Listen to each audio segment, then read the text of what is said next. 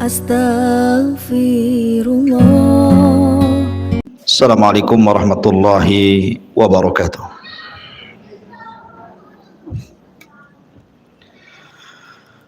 Alhamdulillah wassalatu wassalamu ala Rasulillah wa ala alihi wa sahbihi wa mawalah wa la hawla wa la quwata illa billahi wa ba'du.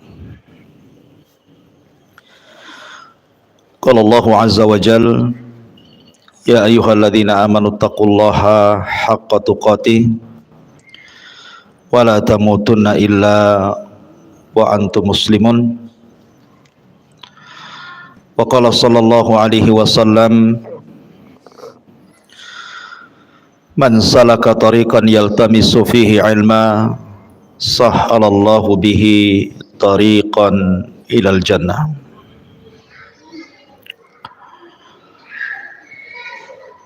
Baik, kita lanjutkan pembahasan kitab Al-Kabair karya Al-Imam Al-Zahabi rahimahullahu ta'ala. Dan kita masuk pada dosa besar yang ke-42, istri durhaka kepada suaminya. Ma'asyiral muslimat, ibu-ibu yang dirahmati Allah subhanahu wa ta'ala, kita tahu bahwa tujuan berumah tangga adalah menciptakan dua perkara. Pertama, mawaddah, dan yang kedua, rahmah. Dan itu difirmankan di dalam Al-Quranul Karim, wa min ayatihi an khalaqa lakum min anfusikum azwaja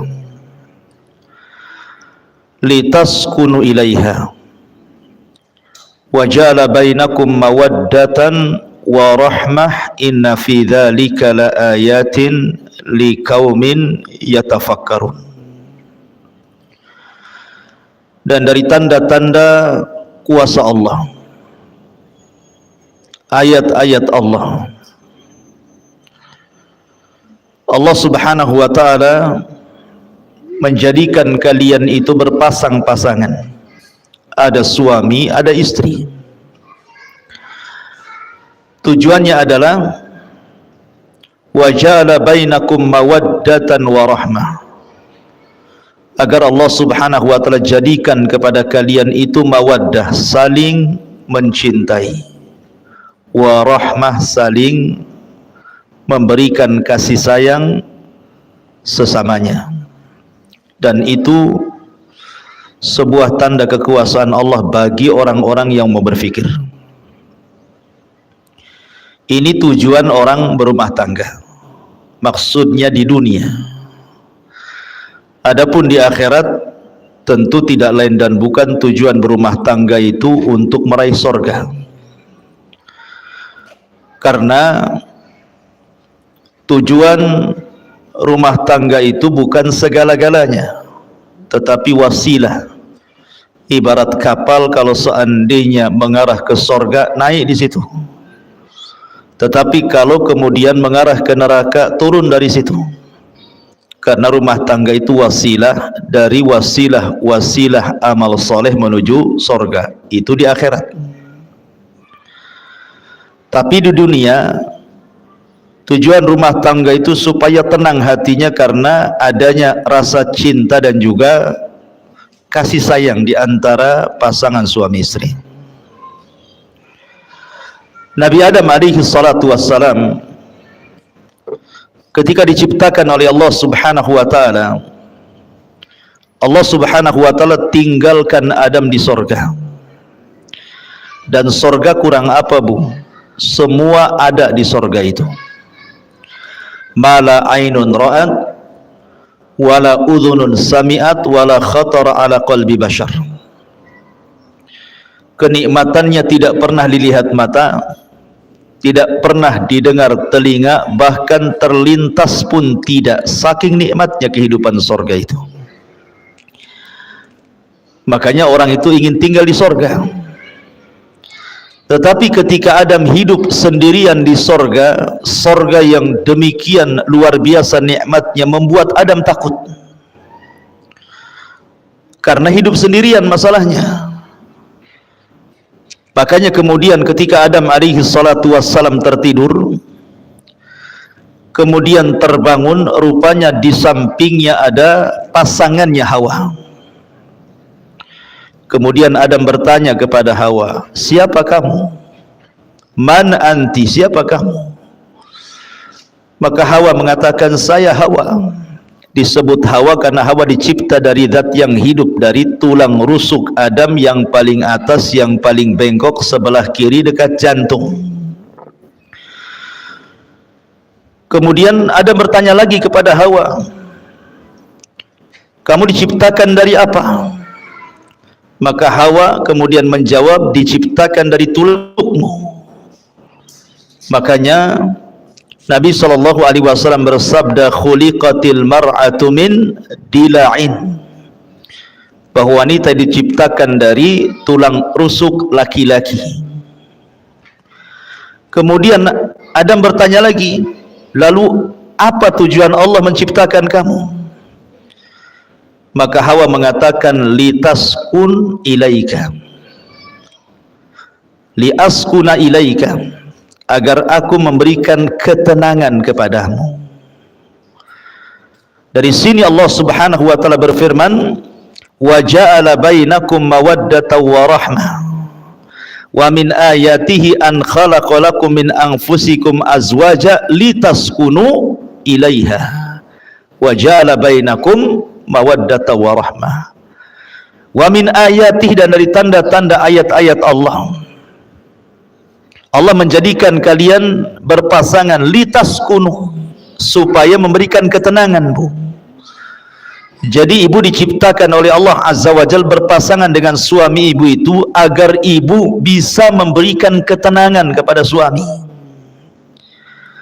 Karena banyak suami itu harusnya ketika berumah tangga dia tenang, malah tidak tenang. Banyak suami-suami yang tidak tenang. Kenapa? Karena pasangannya, istrinya tidak bisa memberikan ketenangan. Lah Hawa itu diciptakan untuk memberikan ketenangan kepada Adam.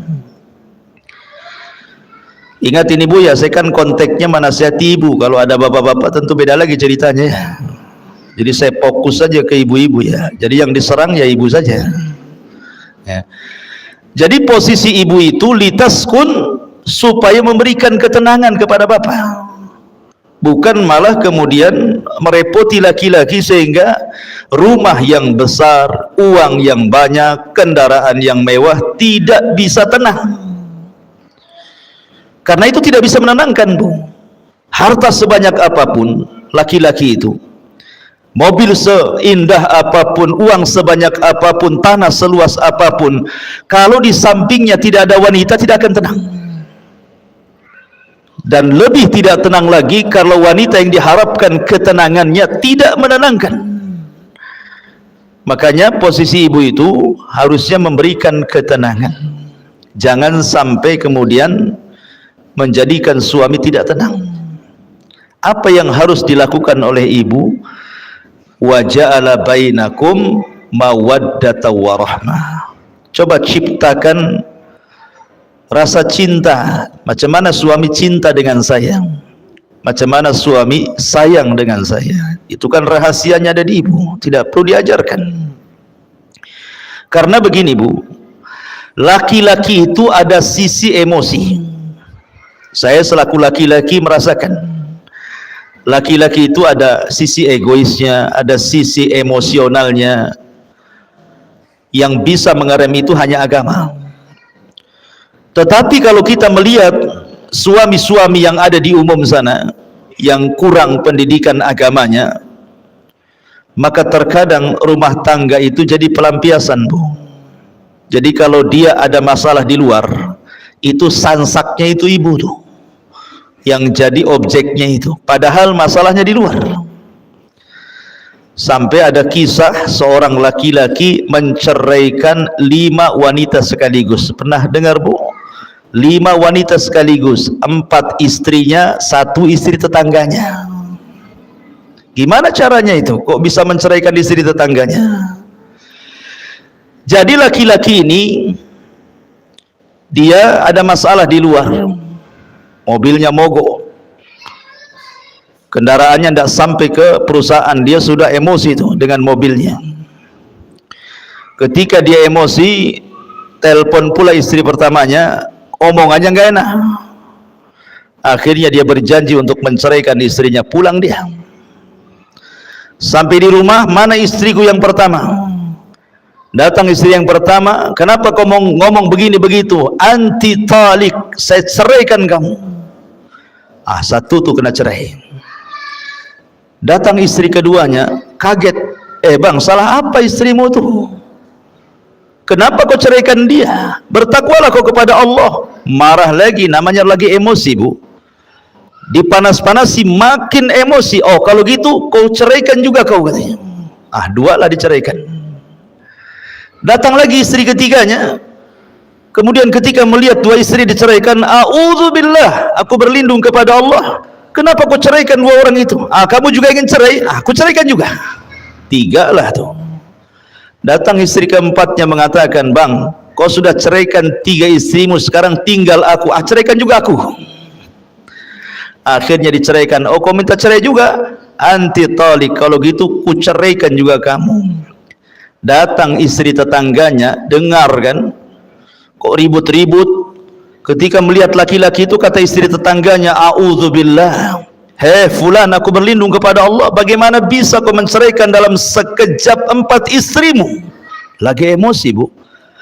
Oh kalau gitu saya ceraikan kamu sebagai wakil suamimu, kalau suamimu mengizinkannya. Datang suaminya, aku izinkan, katanya. Coba ingat, 5 perempuan dicerai dalam satu waktu. Itulah kisah seorang laki-laki menceraikan 5 istri itu gara-gara emosi bu. Artinya begini bu, dalam kondisi apapun ibu tidak tahu suami itu ada masalah apa di luar. Makanya kenapa seorang wanita itu digunakan atau difungsikan oleh Allah untuk memberikan ketenangan. Lihat Khadijah ketika Nabi SAW dalam kondisi ketakutan,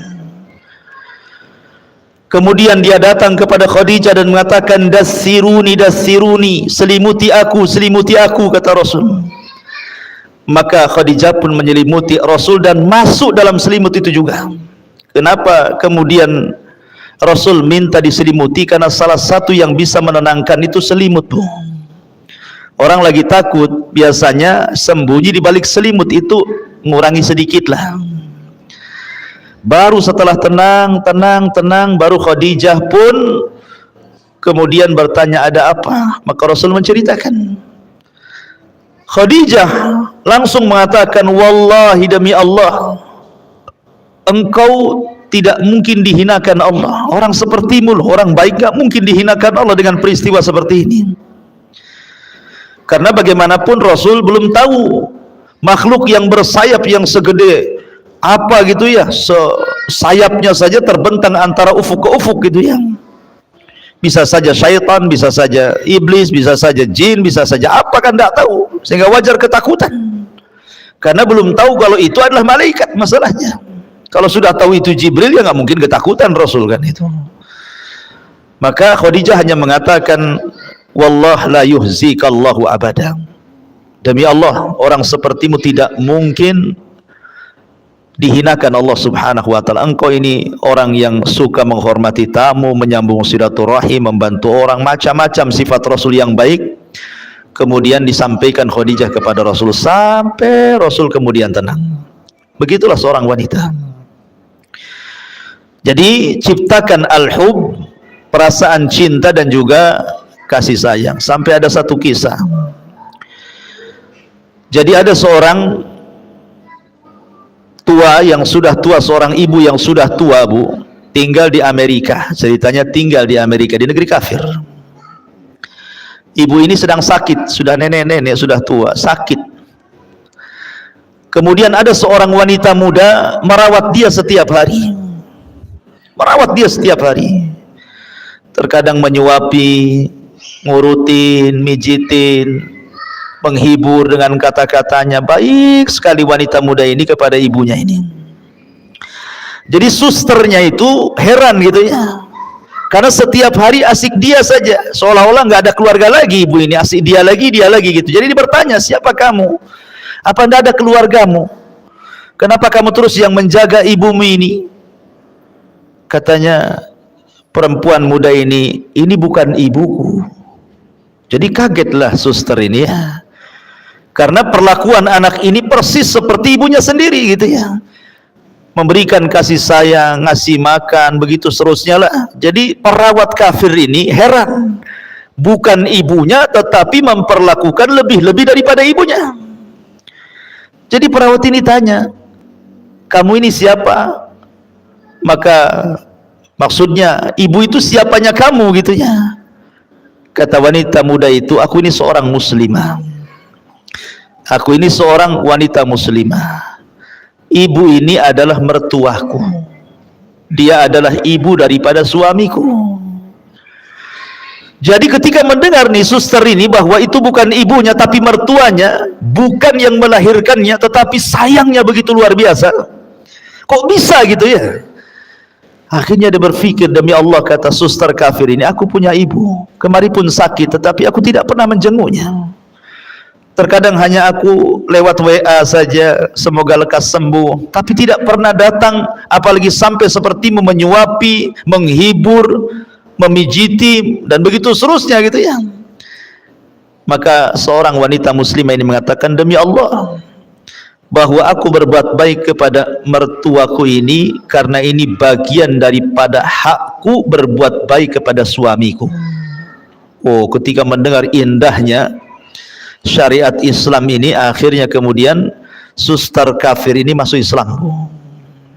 Lihat ya. Jadi ketika ibu ini berbuat baik kepada orang tua suami, maka ibu harus menganggap orang tua suami itu sama dengan ibu sendiri, dan itu bagian bahwa ibu sedang melaksanakan hak sebagai seorang istri kepada suaminya. Ini di zaman ini tidak aneh gitu ya, suami ini ngirim uang sama ibunya, ibu pula yang emosi, ya kan? Jangan banyak-banyak bang kalau ngirim itu.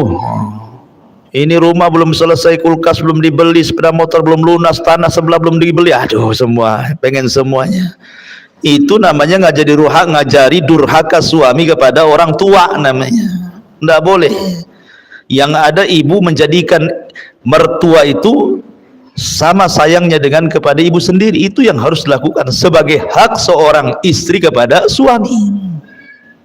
Ya. Ma'asyiral muslimat, ibu-ibu yang dimuliakan Allah Subhanahu wa taala. Makanya juga ada satu kisah nanti kita sebelum masuk. Kisah luar biasa ini, Ibu. Jadi satu sisi ini seorang wanita percontohan kepada ibu-ibu yang lainnya ya. Ada satu kisah saya baca dalam kitab, lupa kitabnya. Tapi ini kisah nyata gitu ya. Jadi ada seorang wanita muslimah, akhlaknya baik sekali, sayang dengan suaminya, cinta dengan suaminya, pokoknya luar biasa. Dia tidak pernah mengecewakan suaminya, tidak pernah kata-katanya menyakiti suaminya. Dia berusaha tidak ada pertengkaran dalam rumah tangganya. Satu hari pun tidak pernah bertengkar dia. Jadi ada feedback, karena istrinya juga baik, apalah yang kurang dari istriku. Tetapi yang kurang dari istrinya adalah istrinya tidak bisa melahirkan. Istrinya mandul, tidak bisa punya anak. Padahal yang namanya seorang orang tua, kalau anaknya meninggal itu kan diharapkan punya cucu, Bu ya. Tetapi ketika anaknya tahu tidak punya anak, kan kadang-kadang orang tua itu sedih. Tetapi karena istrinya ini memang betul-betul baik pada suaminya, dan suami juga sayang kepada istrinya gitu ya. Jadi istrinya ngomong sama suaminya, bang, baiknya abang nikah lagi saja. Boleh jadi dengan pernikahan kedua ada keturunan, supaya ada yang meneruskan generasi abang. Tapi abangnya tidak mau. Demi Allah, apalah yang ada di dunia ini sudah cukup ada padamu. Akhirnya kemudian didesak-desak suruh kawin lagi, tetap tidak mau. Ini hanya berlaku kepada kisah ini, Bu ya. Kalau ibu ngomong sama suami gitu, wah langsung besok kawin lagi itu. Ya, jadi ini maksudnya ini betul-betul sayangnya suami kepada istri seperti itu, karena istri pandai mengambil sayang suami, sampai akhirnya Allah takdirkan istrinya ini diponis kanker rahim, dan kata dokter usianya tidak akan lama, paling lambat 1 bulan dia akan mati.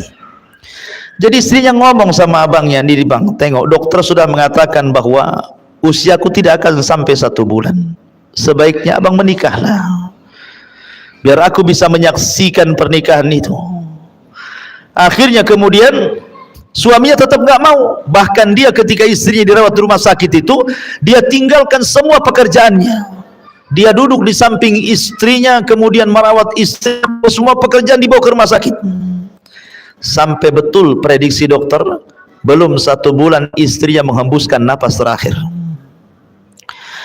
Betapa sedihnya seorang suami kalau yang dicintainya itu meninggal seperti itu. Lihat Nabi, 1 tahun meninggal Khadijah itu tidak bisa menghapus kesedihannya, karena cintanya Rasul kepada Khadijah.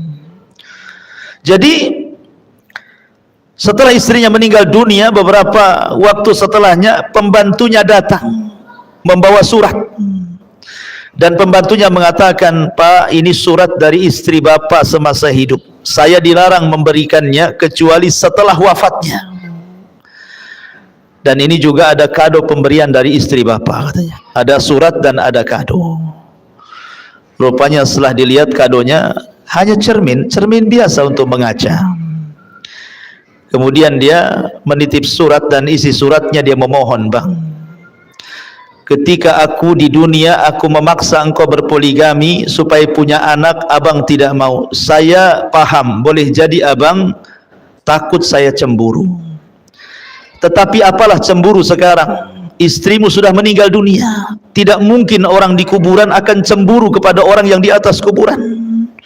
Tolonglah menikah bang.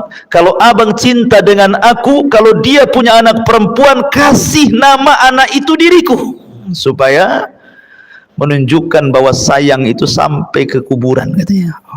Luar biasa Bu ya kisah ini, kayak sinetron aja Ustaz. Enak kali kalau punya kisah kayak gini ya. Tapi tidak mustahil kok bisa dilakukan seperti ini kalau istri itu pandai menciptakan mawaddah warahmah. Lah salah satu Bu yang meretakkan rumah tangga, salah satunya yang meretakkan rumah tangga dan hilangnya mawaddah dan rahmah adalah durhakanya istri kepada suami. Apa itu? Ini kita akan bahas dalam kitab ini. Allah Subhanahu wa taala berfirman, wallati takhafuna nusuzahunna fa'idhuhunna wahjuruhunna fil madhaji' wadribuhunna fa in ata'nakum fala tabghu 'alaihinna sabila innallaha kana 'aliyan kabira. Perempuan-perempuan yang kamu khawatirkan akan nusuz. Nusuz itu selingkuh, melakukan perbuatan-perbuatan keji dalam rumah tangga. Tidak mesti selingkuh beneran dengan laki-laki, tidak. Bisa saja dia melawan dengan kata-katanya, bisa saja melawan dengan perbuatannya sehingga menjadikan suami marah dan emosi. Maka tugas suami fa'idhuhunna, pertama memberikan nasihat kepada istrinya. Wahjuruhunna fil madhaji, tidak bisa diberikan nasihat, pisah ranjang. Kalau wanita berakal, ketika suaminya saja tidak mau menyentuhnya itu sudah sakit hati Bu. Kalau wanita itu berakal, ketika suami tidak mau menyentuh, apalagi tidur di tempat lain, istri di atas, suami di bawah atau lain kamar, itu sudah sakit hati. Tapi wanita zaman sekarang akalnya sudah nggak ada. Nggak apa-apa, tidurlah sana, katanya. Kadang-kadang wanita seperti itu ya. Wadribuhunna, kalau masih nekat juga, ndak mau sadar juga, ndak mau minta maaf juga, maka suami boleh memukul sebagai simbol itu akhir daripada nasihat. maka boleh seorang suami menceraikan. Kalau sudah dipukul, fa in ata'nakum, kalau memang istrinya taat lagi, bertobat lagi, fala tabghu alaihinna sabila, maka tidak boleh mencari jalur cara untuk supaya rumah tangganya retak. Innallaha kana aliyan kabira, karena Allah zat yang maha tinggi lagi maha besar. Di sini ada kata-kata wallati takhafuna nusuzahunna, dan wanita-wanita yang kamu khawatirkan akan nusuz. Jadi Nabi SAW ketika mengatakan bahwa ada wanita-wanita yang nusuz, memang kenyataannya banyak wanita-wanita itu yang nusuz, baik dengan ucapan atau dengan perbuatan, dan yang banyak adalah dengan ucapan. Yang paling banyak nusuz seorang istri itu ucapan istri kepada suami. Makanya ketika Nabi SAW diperlihatkan tentang neraka, apa kata Rasulullah? Ittala'tun narah, aku diperlihatkan neraka, kata Rasul. Fa idza aktsaru ahlihan nisa, rupanya kebanyakan penduduknya wanita semuanya. Ada laki-laki tapi banyak wanitanya. Kemudian sahabat bertanya, apakah mereka kufur kepada Allah? Maksudnya tidak salat, tidak puasa, tidak zakat, tidak ibadah, tidak baca Quran gitu ya. Kata Rasul, tidak, mereka rajin salat, sebagian mereka rajin puasa, sebagian mereka rajin sedekah, sebagian mereka rajin ibadah. Pokoknya hak dia dengan Allah tidak dikurangi. Lalu kenapa mereka bisa masuk neraka? Maka Rasul mengatakan walakinnahunna yakfurnal ashir, karena mereka wanita itu suka kufur dengan suami dengan kata-katanya. Ingat, di sini dengan kata-katanya. Karena biasanya lisan kalau nyakiti orang lebih berpengaruh dibandingkan yang lainnya. Kemudian Nabi SAW ditanya gitu ya, bagaimana bentuk kufurnya? Maka bentuk kufurnya adalah apabila seorang suami banyak melakukan kebaikan kepada ibu, kemudian ada kesalahan satu kali, tiba-tiba ibu mengatakan, engkau belum pernah berbuat apa-apa kepada saya. Abang ini sebenarnya tidak cinta sama saya. Abang ini tidak pernah memberikan perhatian. Abang ini begini-begini. Intinya bahwa menghapus semua kebaikannya. Harusnya seorang istri sebelum ngomong yang nyelekit kepada suami itu, la yafruku mu'minun mu'minatan. Baik seorang istri memandang suami, suami memandang istri, sebelum mengeluarkan kata-kata itu, Bu, timbang pasangannya itu. Baiknya seberapa, buruknya seberapa. Kalau seandainya keburukannya hanya 30%, kebaikannya 70%, lalu kenapa kemudian ibu ngomong seperti itu? Itulah yang disebut dengan insaf dalam rumah tangga namanya. Insaf dalam rumah tangga itu sebelum ngomong, timbang-timbang dulu. Suami ini lebih banyak baiknya atau lebih banyak buruknya gitu loh. Supaya seimbang rumah tangga, dan disitulah kemudian suami akan tenang karena ibu yang memberikan ketenangan. Lah di sini Nabi SAW mempertegas lagi apa yang dimaksud nusuz di sini. Nabi mengatakan, idza da'a ar-rajulu imra'atahu ila firashihi falam ta'tihi fabata ghadbana 'alaiha la'anathal malaikatu hatta tusbiha. Apabila seorang suami mengajak istrinya ke tempat tidur, tetapi sang istri menolaknya, sehingga sang suami marah-marah sepanjang malamnya dongkol, maka para malaikat akan melaknat ibu tersebut atau istri tersebut sampai datang waktu subuh. Subhanallah. Di dalam hadis, Bu, ada yang mengatakan apa? Idza tazawwaja ahadukum faqad istakmala nisfa dini. Apabila seorang itu menikah, berarti seseorang sudah mendapatkan separuh agama, kan gitu ya. Ibu dapat separuh agama, bapak pun dapat separuh agama. Apa yang dimaksud separuh di sini? Separuh agama yang dimaksud dalam rumah tangga adalah kebutuhan biologis. Ya Ibu ya. Jadi separuh agama itu artinya kebutuhan biologis. Karena kalau orang tidak berpasangan, tidak punya istri atau tidak punya suami, cenderung maksiat kepada Allah Azza wa Jalla. Cenderung maksiat kepada Allah Azza wa Jalla, berzina, zina mata, zina telinga, zina pikiran, bahkan terkadang dibenarkan dengan zina kemaluan gitu ya. Tetapi ketika kemudian seseorang menikah, semua terjaga. Dari sinilah makanya apabila seorang wanita atau laki-laki kemudian menikah, maka separuh agama sudah ibu dapati dan separuh agama suami sudah dapati. Kenapa? Karena sudah terpenuhi hajat biologisnya, sudah terpenuhi ya. Jadi separuh agama itu ada hubungan suami istri. Makanya kalau seandainya seorang wanita kemudian diminta oleh suaminya kok menolak gitu kan, makanya kenapa syariat Islam itu sampai betul-betul mengutuk wanita itu, sampai diutus malaikat yang khusus melaknat. Jadi ada malaikat-malaikat tubuh yang diutus oleh Allah, dia kerjanya yang laknat saja, melaknat orang. Dia nggak ada lagi kerjanya malaikat itu. Dia tugasnya hanya melaknat, mengutuk. Nah itu saja. Dan salah satu malaikat itu yang suka melaknat dan mengutuk itu akan mencari ibu-ibu di malam hari. Siapa yang suaminya dongkol gara-gara ibu, siapa yang suaminya marah gara-gara ibu, gara-gara hubungan ranjang, maka malaikat itu akan terus mengutuk-ngutuk ibu walaupun ibu sedang tidur sampai subuh. Bayangkan kalau Allah takdirkan ibu tidak bangun lagi tuh, ibu meninggal dunia sementara sedang dikutuk-kutuk malaikat, apa jadinya tuh ya. Makanya di sini kenapa kemudian Imam Zahabi rahimahullahu taala memasukkan durhaka kepada istri dalam bab hubungan suami istri yang khusus itu bagian daripada dosa besar. Dalam riwayat yang lain, idza batatil mar'atu hajiratu firasha zawjiha la'anathal malaikatu. Apabila sang istri semalam menjauhi tempat tidur suaminya, maka para malaikat akan melaknatnya.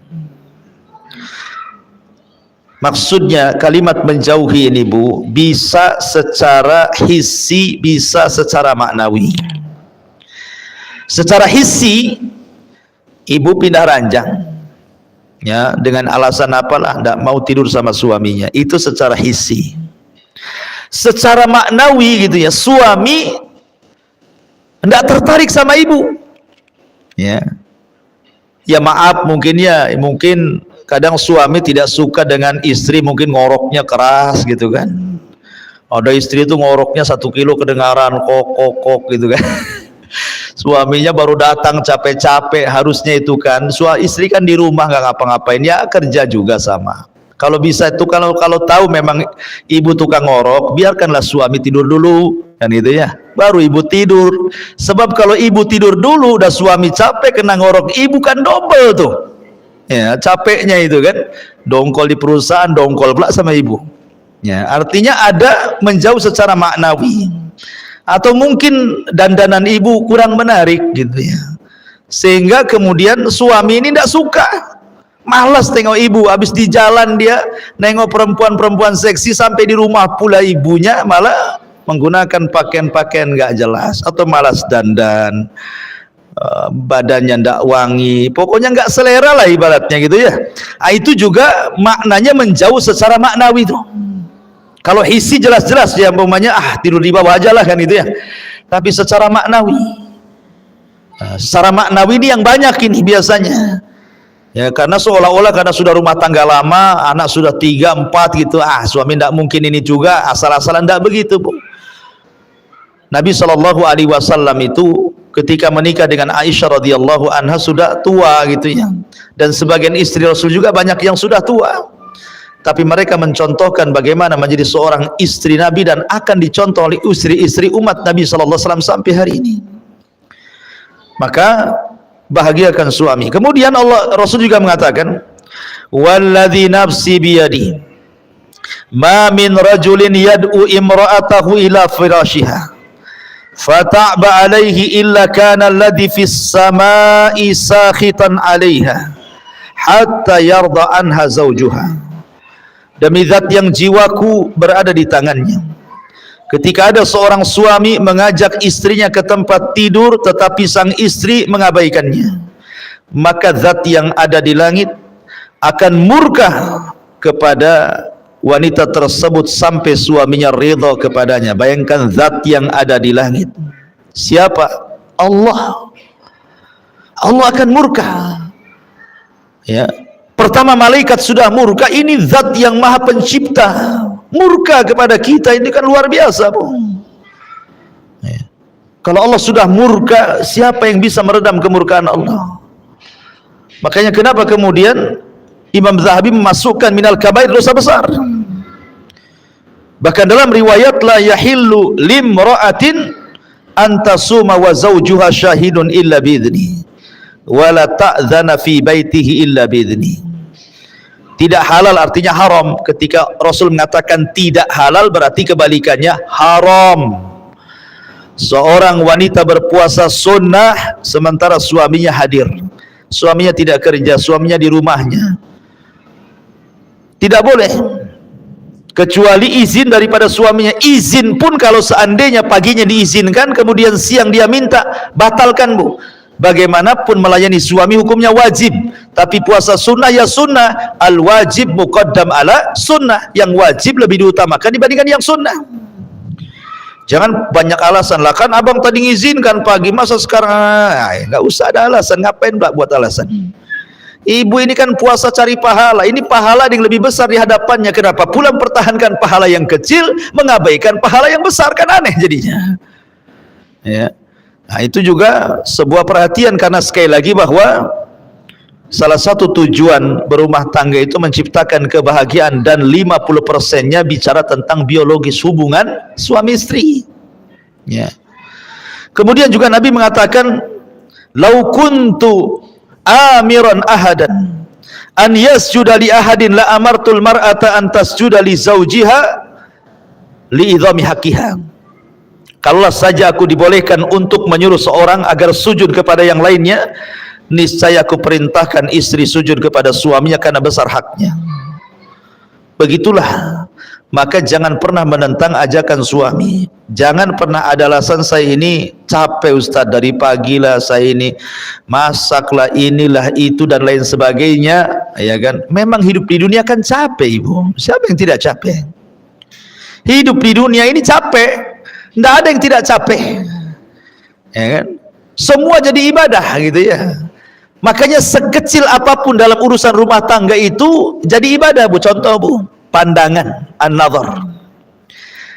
Apabila seorang pasangan memandang pasangannya yang lain, suami memandang istrinya, istri memandang suaminya, nazaran, dengan pandangan yang menyenangkan, maka Allah akan buat pandangan itu menjadi pandangan rahmat, Bu. Jadi kalau ibu memandang suaminya karena sayang, karena cinta, maka Allah ganti pandangan ibu itu menjadi pandangan rahmat kepada suaminya.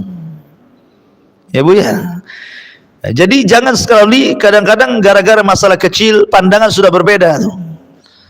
Istrinya pengen dibelikan apa sama suaminya kan, mungkin sudah janji tak sebulan 2 bulan mau belikan cincin umpamanya gitu ya. Bang, abang kan udah janji mau belikan cincin 5 gram jadilah bang, katanya. Kata abangnya, nantilah, belum ada uang. Mulai pandangannya sinis, beda tuh. Kan? Jangan, Bu, ya, jangan seperti itu. Kalau bisa stabilkan sajalah pandangan itu. Nah, perlu kemudian gara-gara itu kemudian sinis pula gitu, supaya suaminya dibuat pula persoalan, supaya suaminya betul-betul belikan ibu emas, dibuat gara-gara lah bahasanya kan. Jadi mandang saja pahala. Apalagi kalau lebih daripada itu, turun dari pandangan ke lisan, senyum. Senyum ini terkadang pengaruhnya lebih besar dibandingkan bicara, Bu. Ya. Senyum itu bisa lebih besar pengaruhnya dibandingkan orang bicara, merayu. Ya. Tetapi senyum itu pengaruh luar biasa. Saking berpengaruhnya senyum itu sampai Rasul mengatakan, loh, tabassumuka li akhika sadaqah. Senyum kamu kepada saudaramu itu dianggap sedekah. Loh, bagaimana kalau seorang istri senyum kepada suami? Tidak pernah senyum terus, kan enak, Bu, kalau orang senyum terus. Ya, kayaknya suami itu kayaknya tenang, kayak pengen pulang terus. Walaupun merasa salah itu, kalau nengok senyum istrinya itu tenang, Bu. Ya. Tapi kalau ibu sudah menampakkan apa namanya, wajah seramnya ya, gimana suami akan tenang? Senyumlah, walaupun ada masalah senyum. Terkadang aneh, ada seorang istri lagi masalah dengan suaminya, tiba-tiba ada telepon dari kawannya, sempat-sempatnya dia tertawa dengan kawannya di saat dia sedang bermasalah dengan suaminya. Padahal tertawa dan senyum kepada kawannya dalam telepon itu dibuat-buat karena hatinya dia sedang dongkol gitu loh. Kalau dia bisa membuat senyum pura-pura kepada kawannya seolah-olah tidak ada masalah, kenapa tidak bisa buat pura-pura senyum kepada suaminya, Bu? Kan gitu ya? Kan aneh jadinya. Kok sama orang bisa pura-pura, kok sama suami tak bisa pura-pura gitu ya? Buatlah senyum pura-pura, ada apa-apa senyum pura-pura. Masalahnya gini, Ustaz, saya kalau senyum-senyum kepada suami apa kau katanya? Ada apa? Ya karena ibu jarang senyum. Jadi kalau ibu senyum, suami udah deg-degan tuh jadinya. Ini jangan-jangan ada maunya nih kan gitu ya. Nah, tapi kalau orang senyum terus kan nggak curiga suami itu. Ini jarang senyum, sekali senyum pasti ada apa-apa tuh di balik senyum tuh.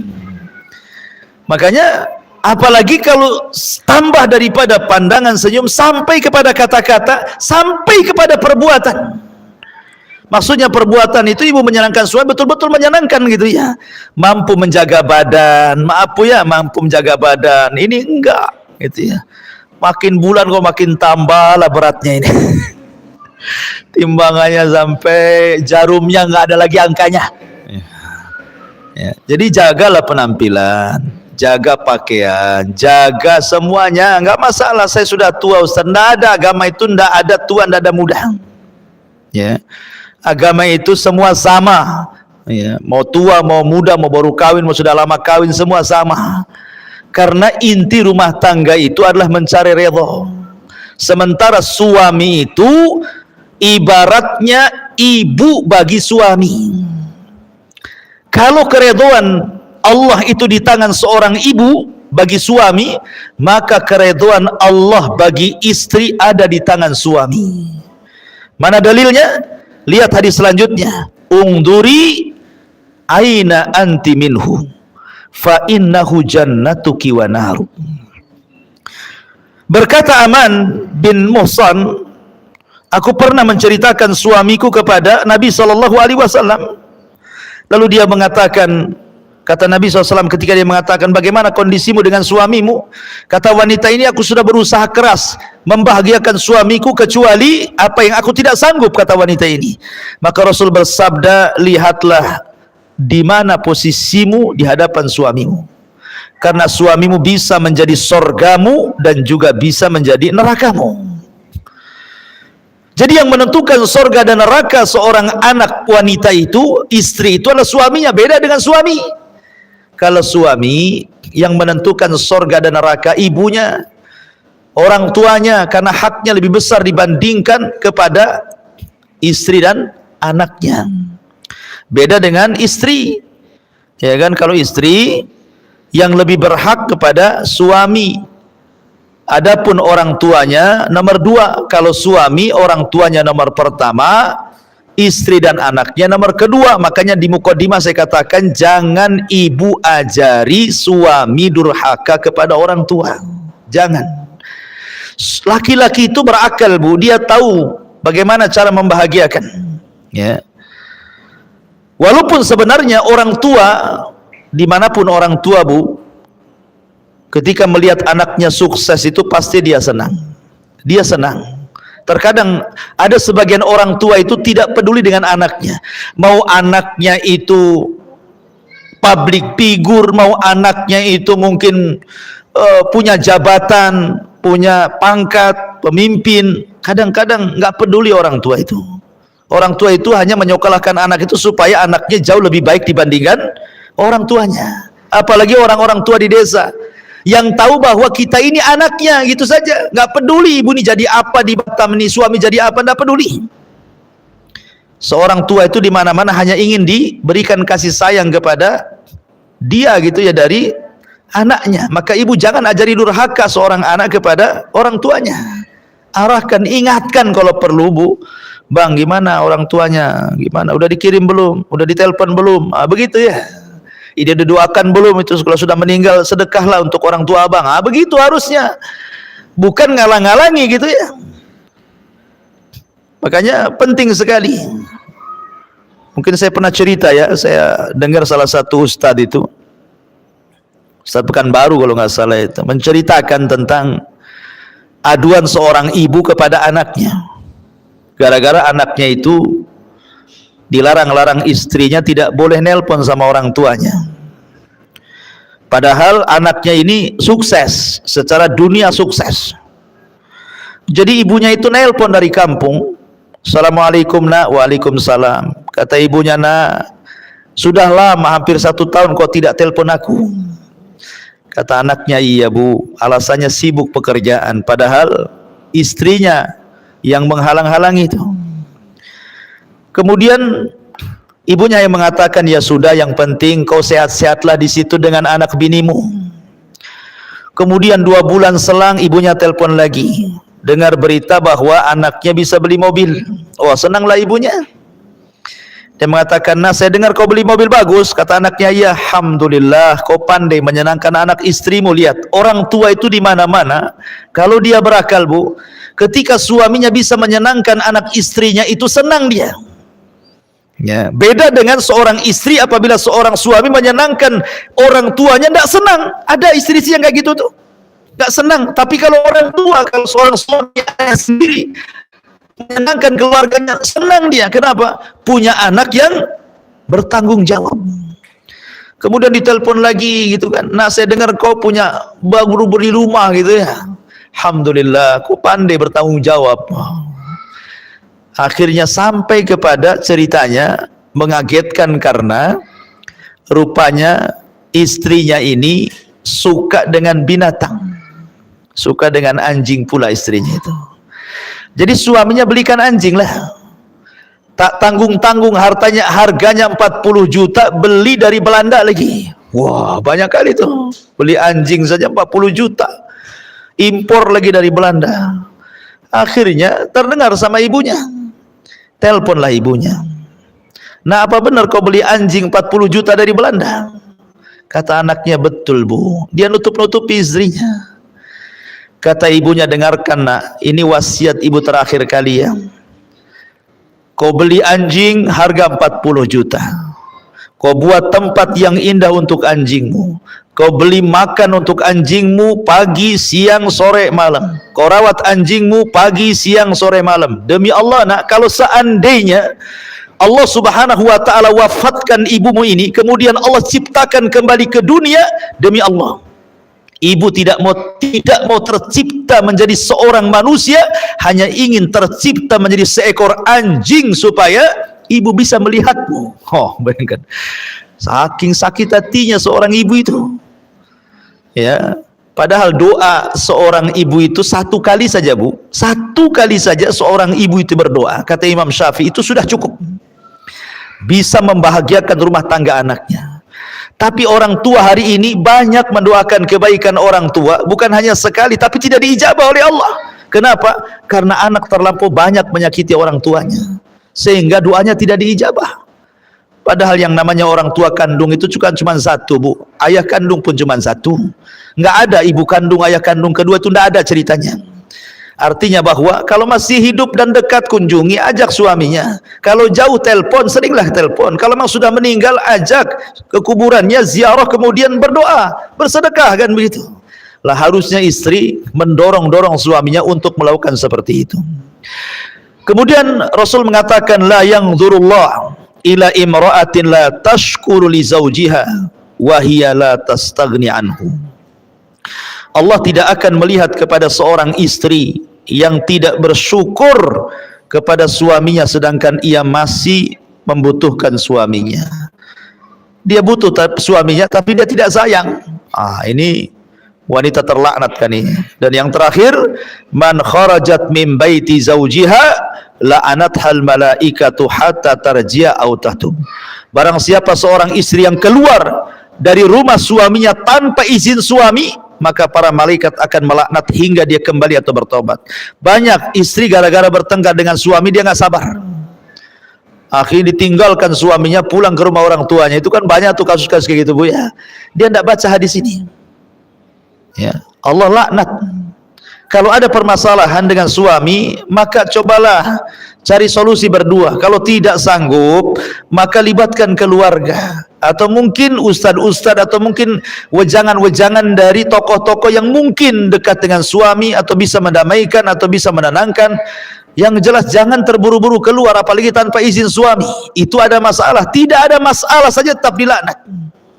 Makanya biasakan, Bu, keluar ke tetangga saja, izin sama suami, walaupun suami lagi kerja, WA lah gitu, bang saya mau ke rumah tetangga gitu ya, minta izin, apa salahnya? Apalagi jauh, apalagi ada masalah ya. Maka ini harus diperhatikan dosa besar yang seperti ini, karena bagaimanapun itu penentu surga dan neraka ibu di hadapan suami. Wallahu a'lam bishawab. Ini yang bisa sampaikan, mudah-mudahan ada manfaatnya. Atau mungkin ada pertanyaan, silahkan kita buka tanya jawab.